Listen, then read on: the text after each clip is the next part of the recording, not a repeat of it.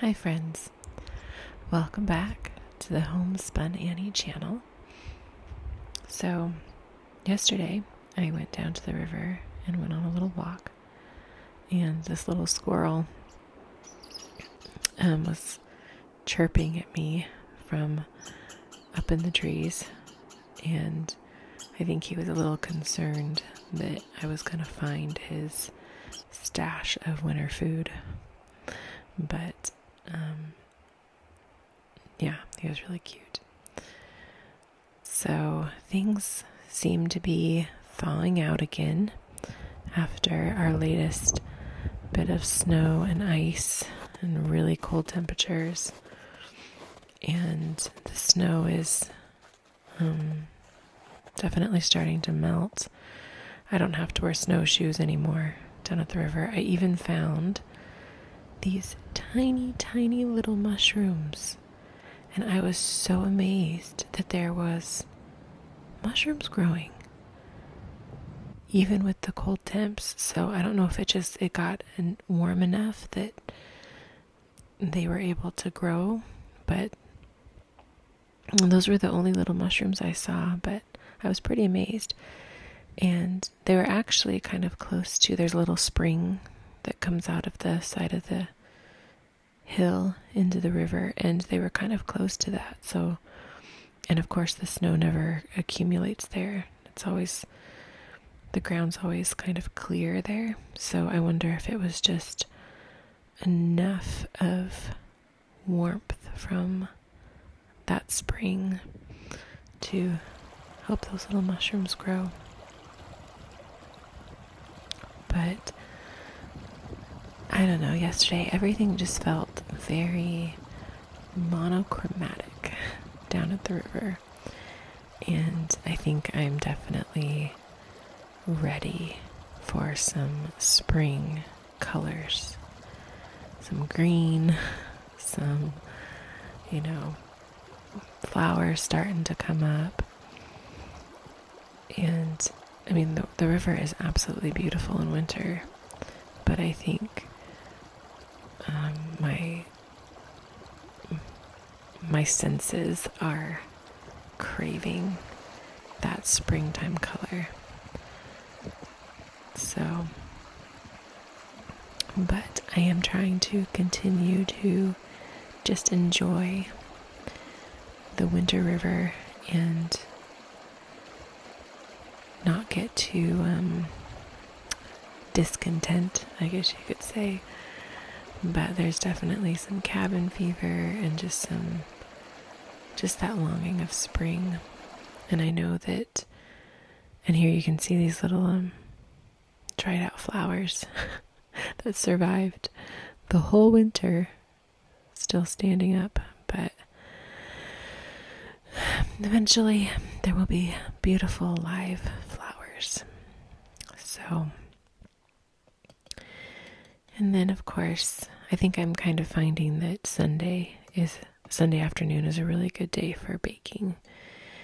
And I had some,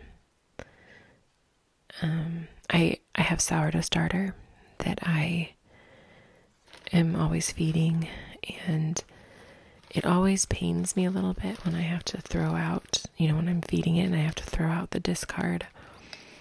And so I decided I wanted to try and find a recipe that I could use yesterday to use up some of the sourdough discard, so I didn't feel like I was just wasting gold. I mean, sourdough starter is gold in my opinion. And so here's my starter.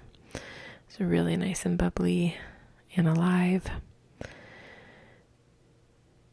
And so I found a recipe on Pinterest for chocolate chip scones that called for some sourdough discard. And so I thought I would just give it a try.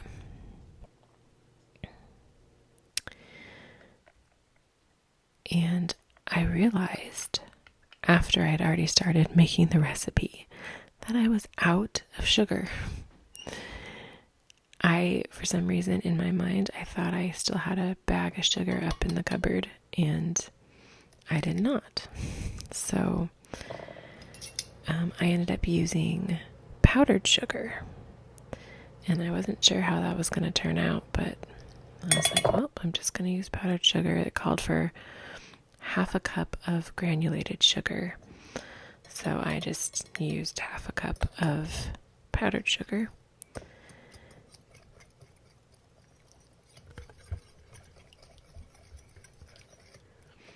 And here I'm whisking the sourdough discard, egg, and vanilla, and some heavy cream together until they were nice and smooth.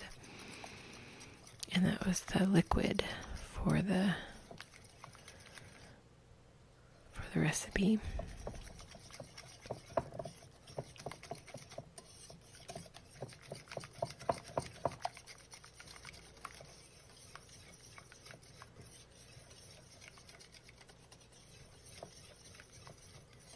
So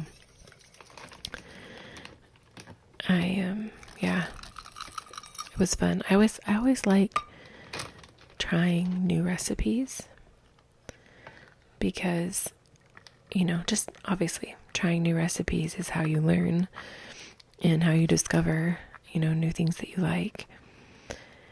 And so it was really fun trying out this recipe.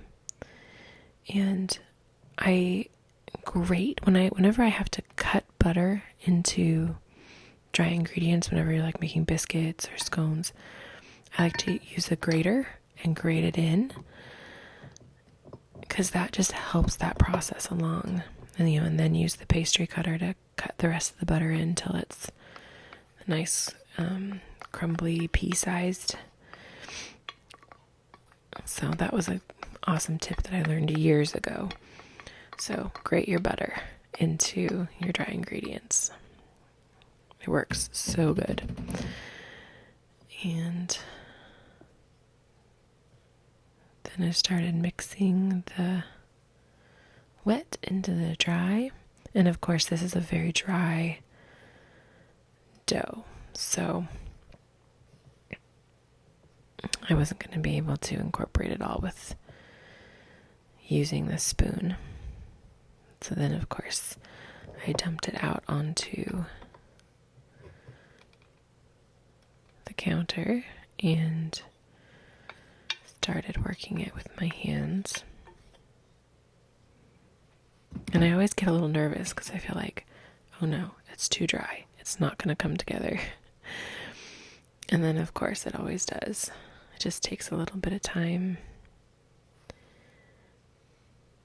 And it's hard because you don't want to work when you're making scones or any kind of like pastry or pie crust. Like, you don't want to work the dough too much because then it'll make it tough. But then you also do have to work it somewhat to get it to come all together. So anyways, it came together beautifully. And I decided I wanted to make mini scones. So the recipe, said to make, 8, to cut it into 8 large scones. But I decided to make 2 small balls of dough and then flatten them out to the right thickness and cut out mini scones. Just because a lot of times, if I'm just going to have a scone with tea in the afternoon or something, I don't want a big, massive scone. Just a little one is just fine.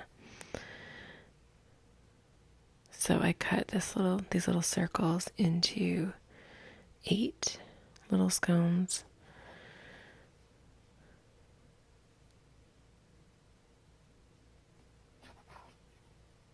And it wasn't perfectly even, but that's okay. Didn't need to be. I think I prefer rustic looking baked goods to absolutely perfect looking baked goods. And maybe that's just because I just don't have the patience to try and make them look perfect, but